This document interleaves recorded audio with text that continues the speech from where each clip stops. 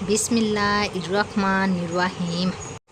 حضرت معاذ بن عبداللہ رحمۃ اللہ اپنے والد حضرت عبداللہ بن حبیب رضی اللہ تعالیٰ عنہ سے اور اپنے چچا حضرت عبید رضی اللہ تعالیٰ عنہ سے روایت کرتے ہیں کہ انہوں نے فرمایا، ہم لوگ ایک مجلس میں موجود تھے کہ نبی صلی اللہ علیہ وسلم تشریف لے آئے۔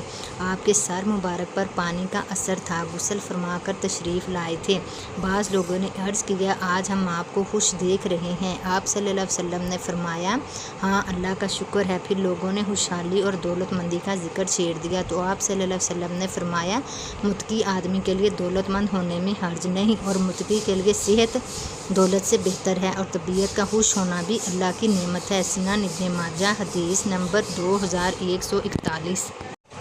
حضرت ابو حمید منظر بن سعد سعدی رضی اللہ تعالیٰ عنہ سے روایت ہے، رسول اللہ علیہ وسلم نے فرمایا، دنیا کے حصول کے لیے اچھا طریقہ اختیار کرو، ہر انسان کے لیے وہ کام آسان ہو جاتا ہے جس کے لیے وہ پیدا کیا گیا ہے۔ سنن ابن ماجہ حدیث نمبر 2142۔ حضرت جابر بن عبداللہ رضی اللہ تعالیٰ عنہ سے روایت ہے، رسول اللہ صلی اللہ علیہ وسلم نے فرمایا، اے لوگو، اللہ سے ڈرو اور اچھے طریقے سے اعتدال کے ساتھ روزی طلب کرو، کیونکہ کوئی انسان اپنا رزق پورے کیے بغیر نہیں مرے گا، اگرچہ اس رزق کے حصول میں دیر ہو جائے۔ چنانچہ اللہ سے ڈرو اور اچھے طریقے سے روزی طلب کرو، جو حلال ہے وہ لے لو اور جو حرام ہے وہ چھوڑ دو۔ سنن ابن ماجہ حدیث نمبر 2144۔ حضرت ابو ہریرہ رضی اللہ تعالیٰ عنہ سے روایت ہے کہ رسول اللہ صلی اللہ علیہ وسلم نے فرمایا، ہر مسلمان دوسرے مسلمان کا بھائی ہے، لہٰذا نہ خود اس پر ظلم و زیادتی کرے، نہ دوسروں کا مظلوم بننے کے لیے اس کو بے یار و مددگار چھوڑے، نہ اس کی تحقیر کرے۔ حدیث کے راوی حضرت ابو ہریرہ کہتے ہیں کہ اس موقع پر رسول اللہ صلی اللہ علیہ وسلم نے اپنے سینے مبارک کی طرف 3 دفعہ اشارہ فرمایا۔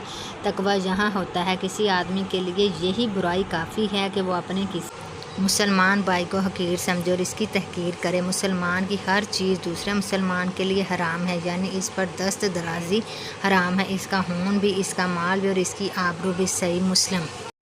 حضرت عبداللہ بن عمر رضی اللہ تعالیٰ عنہ سے روایت ہے، رسول اللہ صلی اللہ علیہ وسلم نے فرمایا، جو شخص 12 برس تک اذان دیتا ہے اس کے لیے جنت واجب ہو جاتی ہے، اور اس کے لیے روزانہ اذان کے عوض 60 نیکیاں لکھی جاتی ہیں، اور ہر اقامت کے عوض 30 نیکیاں لکھی جاتی ہیں۔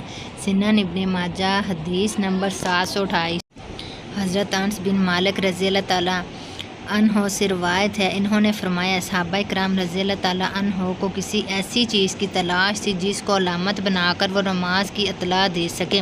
آخرکار حضرت بلال رضی اللہ تعالیٰ عنہ کو حکم دیا گیا کہ اذان میں 2 بار کلمات کہیں اور اقامت میں 1 بار کہیں۔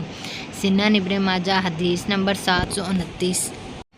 حضرت انس رضی اللہ تعالیٰ عنہ سے روایت ہے کہ حضرت بلال رضی اللہ تعالیٰ عنہ کو یہ حکم دیا گیا تھا کہ اذان کے کلمات 2 بار کہیں اور اقامت کے کلمات 1 بار۔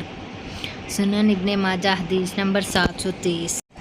حضرت علی رضی اللہ تعالیٰ عنہ سے روایت ہے، رسول اللہ صلی اللہ علیہ وسلم نے فرمایا، نماز کی کنجی پاکیزگی ہے اور نماز کی تحریم اس میں پابندیاں لگانے والی چیز ہے، تکبیر ہے، نماز کی تحلیل اس میں پابندیاں ختم کرنے والی چیز اسلام ہے۔ سنن ابن ماجہ حدیث نمبر 275۔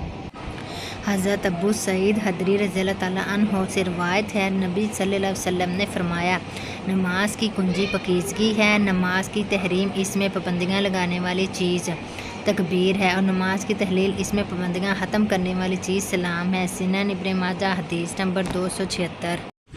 حضرت سبحان رضی اللہ تعالیٰ عنہ سے روایت ہے، اللہ کے رسول صلی اللہ علیہ وسلم نے فرمایا، سیدھی راہ پر قائم رہو اور تم کما حق قائم نہیں رہ سکو گے، اور تمہیں معلوم ہونا چاہیے کہ تمہارا بہترین عمل نماز ہے اور وضو کی حفاظت مومن ہی کرتا ہے۔ سنن ابن ماجہ حدیث نمبر 277۔